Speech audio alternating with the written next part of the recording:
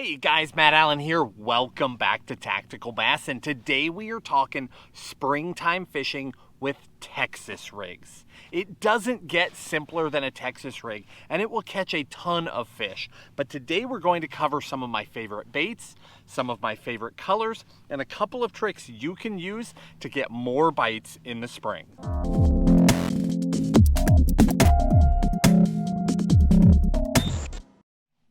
Let's start off with why a Texas rig, as well as what is a Texas rig. Essentially, a Texas rig, it can be done weightless or with a weight. In this case, it's got a weight on it. We put a weight on the line, then we tie on a wide gap hook.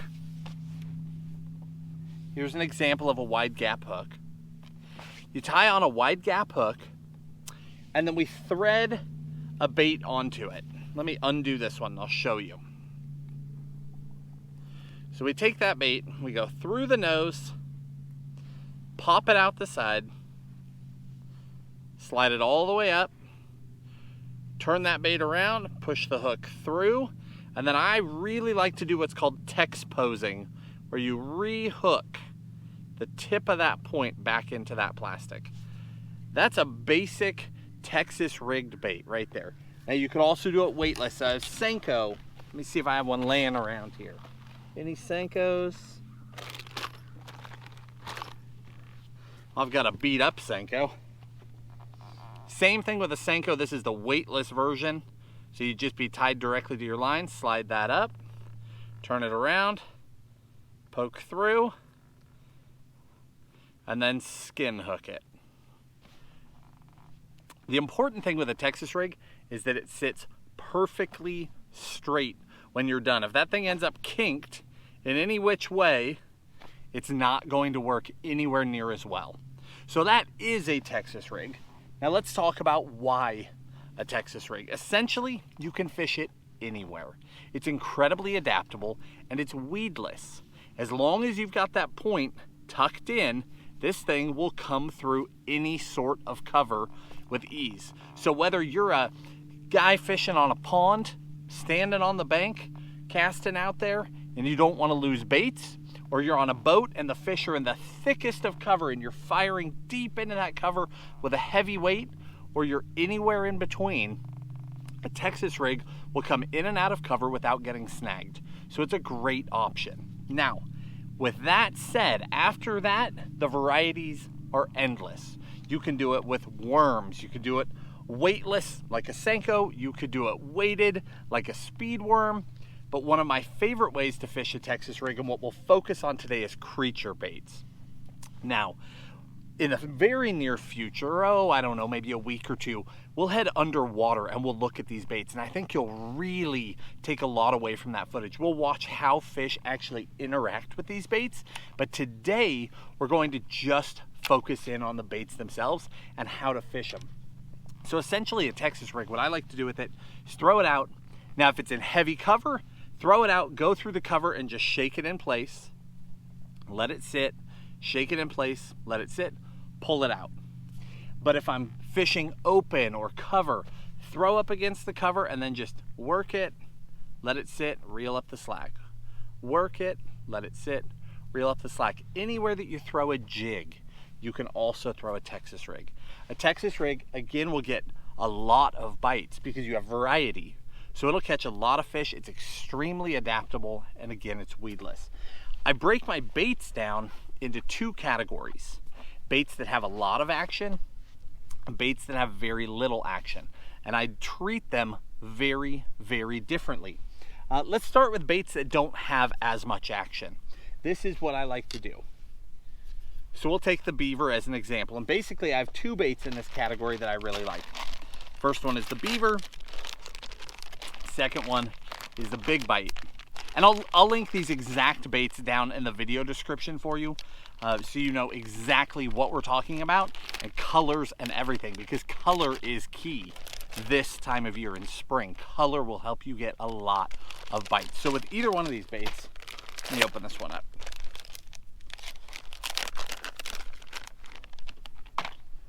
Let me get a beaver out of this one. With either one of these baits, They have very little action on their way to the bottom. The beaver, now with the beaver it comes tails connected, we rip those open. Okay, but it has very little action on its way down. It just essentially falls like a rock to the bottom. This guy, it's got a little bit of action. It's got a little bit of kick in those tails on its way down, but it doesn't have a ton of action. Most of its action comes on the bottom. So with baits that don't do a whole lot on the way down, I'll typically use a heavier weight, something like a 1/2 ounce at the most. I don't usually go more than 1/2 ounce in the pre-spawn or in the spring. Once we get a little farther into the year, you get more vegetation. We're spending more time punching and flipping in cover. I'll go up to those bigger weights, but typically I max out at 1/2 ounce in the spring. So put a 1/2 ounce weight on, but before I do, I put a punch stop on the line. So essentially you take one of these, put your line through, pull it up on the line, and it prevents the weight from sliding up the line. So you put your weight on, then you tie everything on. So the only thing different between this technique and what I would do is I put a punch stop on, and it prevents that weight from moving at all. And I put it very close to the weight, within 1/8 of an inch. So if there is a play, if there's any play at all, it's just a tiny little bit. What that does is it causes that bait to fall to the bottom as quickly as possible. And again, I tend to focus on the heavier weights, 3/8, 1/2 ounce. There's not a lot going for me getting that bait to bottom, so I want to get it there quickly, and I want to stay connected to that bait. Once it's down, I can treat those baits pretty aggressively. I can hop them, I can pop them with a dead action bait. And that's not a very glamorous term, but that's essentially what it is. These baits get bit because of profile, because of how they look, not because of how they move. So a lot of my bites will come as a reaction to that sharp, fast movement. So a bait like this, I'll fish it pretty aggressively. Hop, hop, let it fall. Hop, let it fall. Not a lot of that ultra slow stuff. Now there are times where that will work really well, but if I'm choosing a place to start, I'm going to be pretty aggressive with these baits. With that heavier weight on, they hop and fall very quickly, and a lot of the reactions from the bass will come as that bait hops near them, and they just suck it in. They lash out at it. So again, dead action baits, peg that sinker, little bit heavier weight, and you can get those stronger reaction bites by being aggressive. Now, baits that have more movement. Let's pull some of these out of here.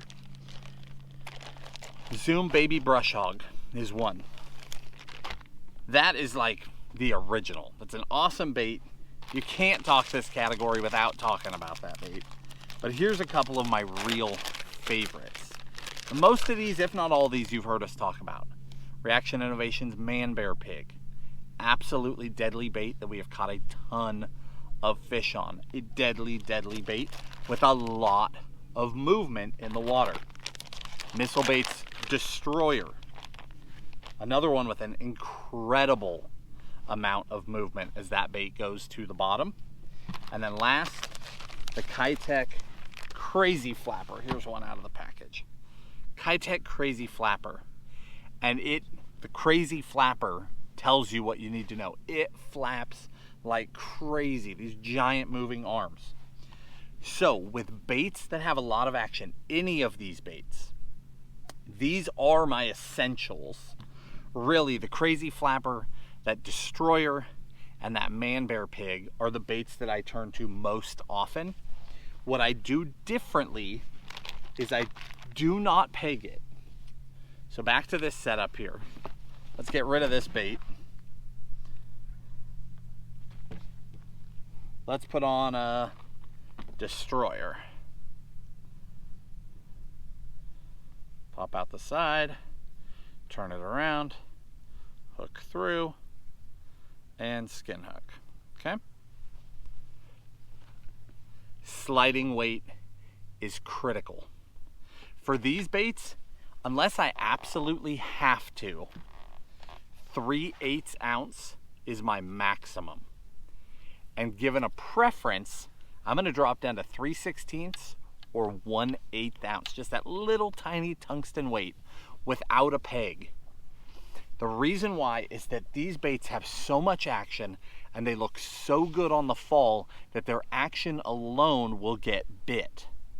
So with these baits, you throw it out there. As it's going to the bottom, that weight will take off ahead of that bait. It'll still pull the bait down, but not as quickly. The weight will get to the bottom first, and then that bait will swim down behind it. When you make your motions, the bait is not as aggressive. It's slower movement because it's not fixed to the weight. So the weight will still jump up and then pull that bait, but it's a slower motion.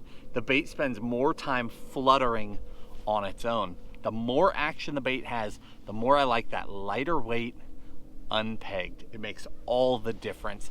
And I think you will find that it will make a huge difference for you this spring. The other thing with these Texas rigs, and again, today we're keeping this really, really simple. We'll go underwater soon, but today I just want you to understand the baits and the basics of the technique and those little nuances that I think make a huge difference. The other difference is color. These baits that I've picked out for very specific reasons. The Destroyer, great colors, as well as incredible action. My favorite color there is probably sprayed grass. It's got a really good look to it in the springtime. The Crazy Flapper, and again, I'm gonna link all of this. The Crazy Flapper, I throw in this crazy color. Green Pumpkin Fire, that same one I had in my hand. It's a bright orange and green pumpkin. It actually falls right in line with what we've been telling you with all these different techniques, and we're going to build on it, which is in the spring, I really like to focus in on those bluegill type colors if I have clearer water. If you have muddy water, that stuff goes out the window.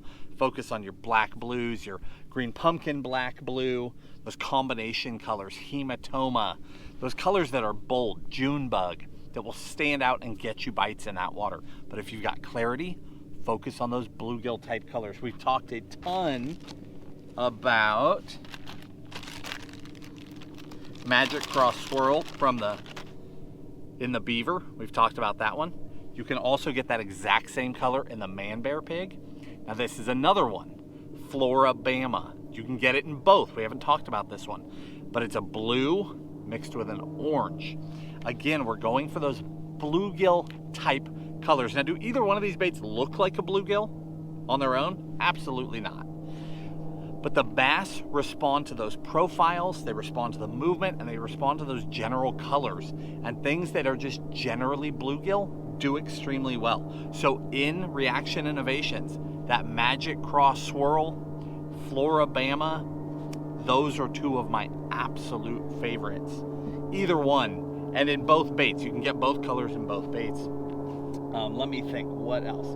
Again, Kitech, that green pumpkin fire color, it's just got a lot of that green pumpkin and that bright, bright bluegill orange. It doesn't have the blue, but again, it does extremely well. So as you're going through your box trying to figure out what to throw, if you just want to be generic, green pumpkin black flake will get you through anything.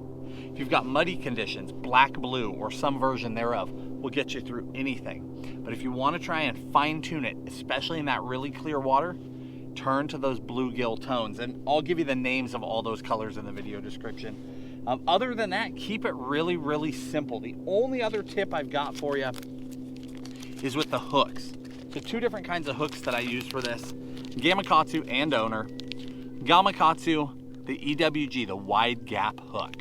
Both of them are wide gap hooks. This is the Jungle wide gap, this is the EWG. The baits that you want to fall slower, I tend to throw them on the Gamakatsu without this label, without the super line, just the standard EWG. And in black or red, sometimes I do really well on red, particularly with Senkos.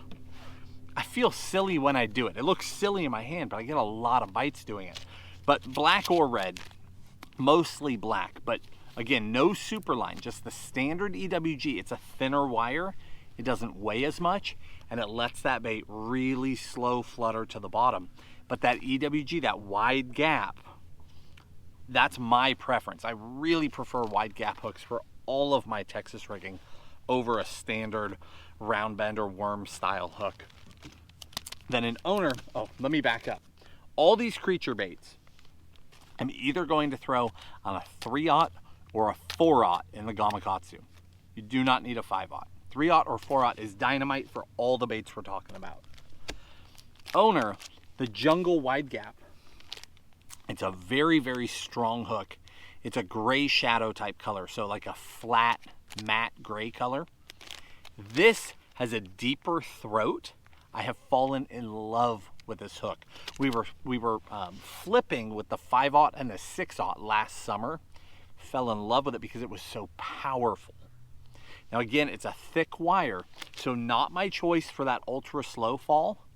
But if I'm around bigger fish or those dead action baits, I know I'm gonna put the screws to a great big bass. I wanna get it into the boat. My confidence is absolutely in the Jungle hook. Now with the Jungle, because of the deeper throat, you do not need the 4/0 for any of these baits. You can throw all of them on the 3/0. So Gamakatsu, 4/0, Owner, 3/0, and you'll have a very similar sized hook. Hopefully that wasn't too confusing. Guys, Texas rig fishing is really, really fun because again, you can adapt it to anything. You can drop down to an 1/8 ounce weight, throw it ultra shallow up against the bank and just slow fish baits out of there. Just slow fish them. You can shoot it into cover, let that bait swim down. It looks so good. Or you can go to a heavier weight and treat it almost like a jig where you throw it out and you're just popping and working that bait and those fish will just come out and smash it. So many different ways to adapt the technique. And then of course, weedless or weightless, where you just throw it and let it fall. That Senko, you throw it and you just let it fall to the bottom. It'll just flutter down, then pop it up and let it fall again. Pop it up and let it fall again. All the bites come on that drop. Well, almost all the bites. Texas rigging is really fun. It's worth trying, and I think when we go underwater, you'll be blown away at how good they look and how the fish respond. Guys, I hope this video helps you. Get out there this spring. This is the time to go bass fishing. Go out there, catch those fish. They're getting aggressive. They're starting to think about the spawn, and they're moving up shallower every day. You can catch them. If you enjoyed the video, hit the like button, subscribe to the channel, and we'll talk to you soon.